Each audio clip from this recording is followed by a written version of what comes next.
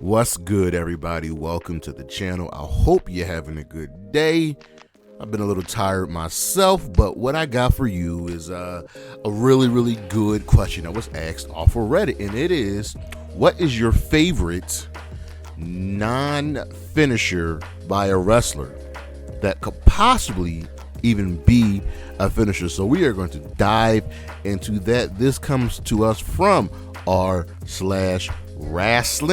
brought to you by the user Taco Beef 03, Young Beef 03. I'm gonna give my man some props.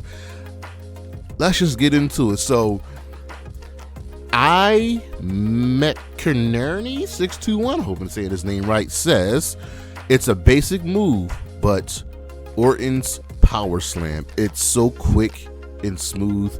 I'll never not love it. And yeah, he is absolutely correct. Orton's power slam, it's not a finisher, but it is a great looking move. It is just beautiful, and the slap that comes with it, the hand clap that he does right before hitting, as you know is coming. Dustin Rhodes does the same thing. He has a pretty good looking power slam as well. He does the clap and everything. It's almost as good as Randy's, but Randy's power slam is just, it's just something special to look at. We have only ON171717 says simple, but I love Finn's sling bait. Now, you know what's so funny is I had never seen this move or heard this move until Finn started doing it, and I don't actually know if there was someone else before Finn that was doing this move, but Finn does it well, and it's beautiful and it's flawless. It's kind of like I want to say like a running, like reverse bulldog kind of. He spins. Penta does it really well too. Those are the main two guys that I see do the sling blade. From your average Redditor bro, he says gotta be RTruth's 5 knuckle shuffle. It hits differently when you don't see it all of the time. And King Crandall says, well, it's a tribute to his childhood hero. I mean, can't get any better than that. When RTruth started doing this new part of his gimmick where he was the United States champion, he was looking up to John Cena, and John Cena was his childhood hero. I'm like, bro, aren't you older than John Cena? It was just really good stuff. And RTruth also does the attitude adjustment as well, but the 5 knuckle shuffle with his little spin on it is just absolutely hilarious and funny. Truth is a national treasure. We should all cherish him. Toby Fan 96 says Gunther's whatever the hell he wants to do because it's going to hurt. Yes, I don't think Gunther has an actual finisher. I just don't think so. I've seen him win moves with the chop, the drop kick, with the power bomb, with a clothesline, with the sleeper, with a Boston Crab. He's just a wrestler. He's just a wrestler's wrestler. He just wins matches by beating the holy hell out of you. Look at the screen. Him clotheslining Sheamus. Over. Match over. 1, 2, 3. From Soulblurg, he says, easy, Sami Zayn's Blue Thunder Bomb. Or for me, you mean the least devastating move in all of sports entertainment. Yes, Sami's Blue Thunder Bomb never wins matches unless it's against AJ Styles for some reason. He's only, in the last, 6-7 years, he hits the move a lot.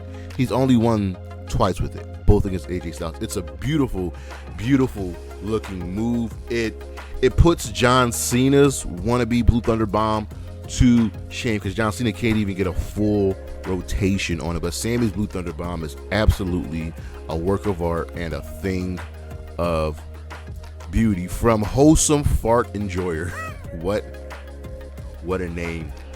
He says also Darby Allin's suicide dive, because it's the only suicide dive that doesn't just look like a light shove. He turns himself into a human bullet and makes it look believable. Nobody else could pull this version off without killing themselves. Well, first of all, I think just Darby wants to die in the ring. I think we all have come to that conclusion. But yes, Darby's suicide dive looks like it hurts because he throws his body at whatever force he can at you, and it's always like unsuspected of how hard he hits you. And the AEW guys the camera guys do a really good job because they don't show you a lot of times him running, rebounding off the ropes. They show the opponent and then Darby just hitting the move, coming into frame, hitting that move. It's really, really good. I mean, Darby does this a lot. We have the Penny fan, Corbin's Deep Six. Yeah. If you don't know, Corbin's Deep Six is essentially the Boss Man Slam. Baron Corbin does it as well. He called it the Winds of Change. But something about Corbin's just works, especially when he can get at least 1.5 rotations on it. I've seen him do this move and he just spins the guy and then bam, down. I think he might have the best looking Boss Man Slam, just like how Sami Zayn has the best looking Blue Thunder Bomb. Even though Takeshi, this is good too. But Corbin in the Deep Six, it could be a finisher. It really, really could be a finisher. Maybe used to like beat lower level guys, but it's really, really good. From Archer Izu, he says Seth Rollins superplex plus Falcon Arrow combo. Yeah, it's really. I get annoyed when Seth hits this move and it doesn't win matches. First of all, I think any move off the top rope should win a match. Any avalanche move should win matches. But Seth hitting this at the superplex, following up with a Falcon Arrow, which at one point was a finisher. I want to say, I know Sheeta does it as a finisher, but there was a wrestler from the 90s and the 2000s that used to use the Falcon Arrow as a finisher. Part of me wants to say Hardcore Holly.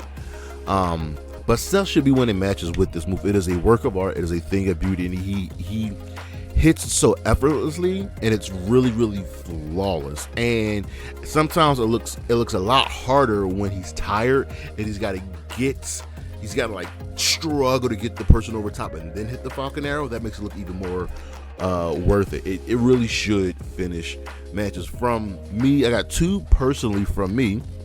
We have Toni Storm's Sweet Cheek music. Now, you know Toni Storm was carrying a wagon back there, but when she hits this move, it looked like it hurts. And I'm always scared because they can get whiplash from this joint. And she just goes. But if you pay attention, the face is really never hitting the buttocks and the hip. It's always to the side. But when you do it with such force with a quick camera, it looks like it hurts so bad. And Toni Storm should really keep this in her arsenal, so long as she's got those thighs of hers. And another one from me, Willow Nightingale's pounce. Now, y'all know I love me some Willow Nightingale, and her pounce is great. It's up there with Keith Lee's pounce. It's up there with Monty Brown's pounce.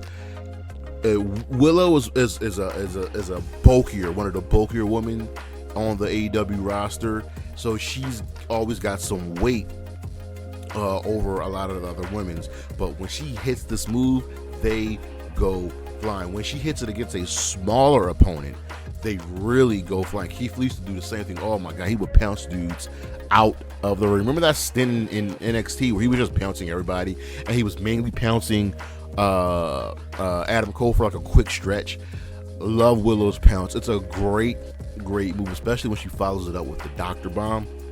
Straps comes down, 1, 2, 3. But that, guys, was part 1 of favorite wrestler non-finishing moves. This is part 1. We can keep doing this for a good long while. But don't forget to check out the socials. Charismatic Creations 52 on Instagram, Charismatic Creations on Facebook, the 215 on Twitter, Charismatic Creations 52 on Patreon. Come back this week for Flashback Friday and the High Risk Wrestling Podcast. Peace.